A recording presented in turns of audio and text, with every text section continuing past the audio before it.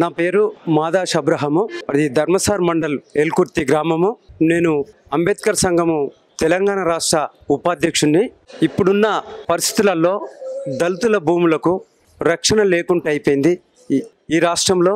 గత బీఆర్ఎస్ ప్రభుత్వము లక్షల భూములు దళితుల భూములను మరి గుంజుకోవడం జరిగింది. ఈ భూముల మీద ఆధారపడ్డ దళిత రైతులు ప్రతి జిల్లాలో, ప్రతి గ్రామంలో, ప్రతి మండలంలో ఈ భూములు పోయి కొట్టుమిట్టాడుతున్న ఈ జీవితము, కూలి పని చేసుకొని బతికి ఈ జీవితంలో మరి కేసీఆర్ ప్రభుత్వము కడుపు మీద కొట్టి బజార్ పాలు చేయడం జరిగింది.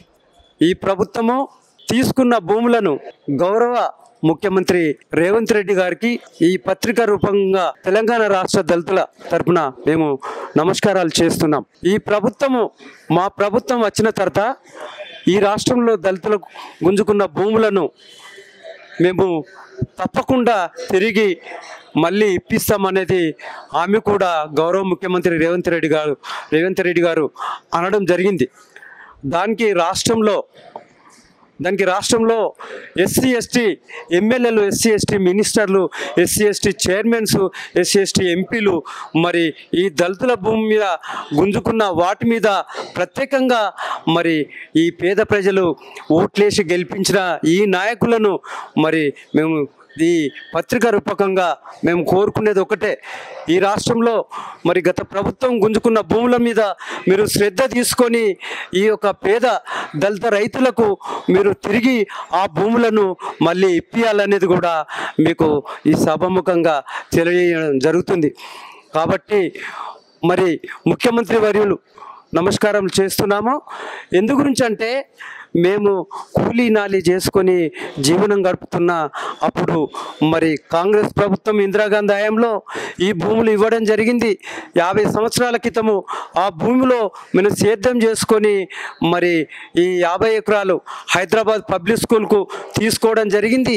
హైదరాబాద్ పబ్లిక్ స్కూల్ తీసుకున్న తర్వాత 2015లో మరి 2024లో మరి మీకు మరి ఈ భూమికి సంబంధించిన డబ్బులు మంజూరు అయినాయని చెప్పగానే ప్రజలు మరి తిరగబడి ఈ భూములు ఇయ్యము, మా భూములు మాకే కావాలి, మాకు ఇవ్వబడవ అనేది లొల్లి పెట్టడం జరిగింది.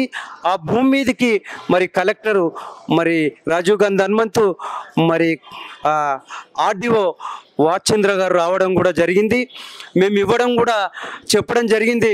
వాళ్ళు తిరిగి వెళ్ళిపోయి మళ్ళీ 3వ రోజుకు వచ్చి మీకు ప్రభుత్వ రిజిస్ట్రేషన్ విలువ ప్రకారంగా 33,88,000 ఇస్తానని మరి కలెక్టరు గారు మరి వాచంద్ర గారు ప్రభుత్వం నుండి మేము ఇప్పించే బాధ్యత మాదని మాకు ఒప్పుకోవడం జరిగింది.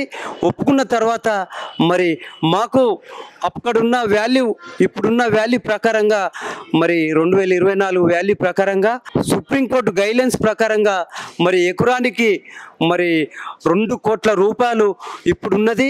మరి 2 కోట్ల రూపాయలను మరి పట్టా భూములకు సమానంగా అసలు భూములకు కూడా ఇస్తానని కూడా మరి ప్రభుత్వము ఆలోచించదానని చెప్పడం జరిగింది. దానికి ఈ ప్రభుత్వానికి మేము విన్నవించుకున్నది ఏమనగానంటే ఈ రాష్ట్రంలో, తెలంగాణ రాష్ట్రంలో ఎక్కడైతే భూములు గుంజుకున్నారో దళిత రైతులు, ఎస్సీ ఎస్టీ బీసీలై మరి ఎంబడే తిరిగి ఇవ్వాలనేది కూడా, వారి భూములు వాళ్లకు మరి తిరిగిచ్చి వాళ్ళ జీవనోపాధి మరి కల్పించాలనేది కూడా నేను ప్రభుత్వాన్ని కోరుచున్నాను. గౌరవ ముఖ్యమంత్రి గారికి మరి ప్రతి జిల్లా తిరగడం జరుగుతుంది. మరి ప్రతి జిల్లాలో మరి ఈ దళితుల భూములు ఎక్కడెక్కడ గుంజుకున్నారనేది కూడా జిల్లా కలెక్టర్ గారికి మరి జాయింట్ కలెక్టర్ గారికి, ఆర్డీఓలకు కూడా, ఎంఆర్ఓలకు కూడా ఆదేశాలు ఇవ్వాలనేది కూడా మేము కోరడం జరుగుతుంది. మరి దానికి అనుగుణంగా మరి తక్షణమే ఇప్పుడు వచ్చే ఎలక్షన్లో మరి సర్పంచ్ ఎలక్షన్లో ఉన్నాయి ముందుల, కాబట్టి మరి పేద రైతుల భూములు మరి గుంజుకున్నారు కాబట్టి దానికి ఈ యొక్క ఎలక్షన్ కాకముందే మా భూములు మాకు ఇవ్వాలనేది కూడా మేము కోరడం జరుగుతుంది. ఇంకా ఒకటే కోరుకుంటున్నాము, హైదరాబాద్ పబ్లిక్ స్కూల్ యాజమాన్యానికి ఆ భూమి మీద ఎలాంటి హక్కు లేదు, మీకు ఎలాంటి భూమి మీదకి వచ్చేదానికి మీకు వీలు లేదు. ఎన్ని సంవత్సరాల తర్వాత మీరు భూమి మీదకి వస్తారు కాబట్టి ఈ భూములు మా భూములు మేము తీసుకుంటాం ఉంటున్నాం కాబట్టి మీరు ఎలాంటిది ఈ భూమి మీద ఆశించవద్దని కూడా మేము యజమాన్యాన్ని కూడా దీని నమస్కారాలు చేస్తున్నాను. పేద దళిత రైతుల భూములను మీరు ఇక్కడనే కాకుండా మీరు ఎక్కడైనా ఈ భూములను చూసుకోవచ్చు. మరి సరి అయిన మాకు రేటు కట్టియలే, సరి అయిన ప్రభుత్వము మరి సరి అయిన రేటు కట్టియలేదు కాబట్టి మేము ఒకటే చెప్తున్నాం ఈ సభాముఖంగా మరి హైదరాబాద్ పబ్లిక్ స్కూల్ యాజమాన్యానికి ఇంకోసారి కూడా ఆ భూమి మీద ఆలోచన చేయొద్దు. ఆ భూమి గురించి మరి అధికారుల దగ్గరికి కలెక్టర్ ఆర్డీఓ వీళ్ళందరి దగ్గర రావద్దనేది కూడా మేము ఈ అధికారులు కూడా ఏం సహకరించకూడదు. ఈ భూమి సమస్య వచ్చే వరకు అధికారులు కలెక్టరు ఆర్డీఓ మరి జాయింట్ కలెక్టర్ కూడా దీని మీద మరి ఆలోచించకూడదు అనేది కూడా వాళ్ళకు ఆదేశాలు ఇవ్వద్దు అనేది కూడా మేము కోరుకోవడం జరుగుతుంది.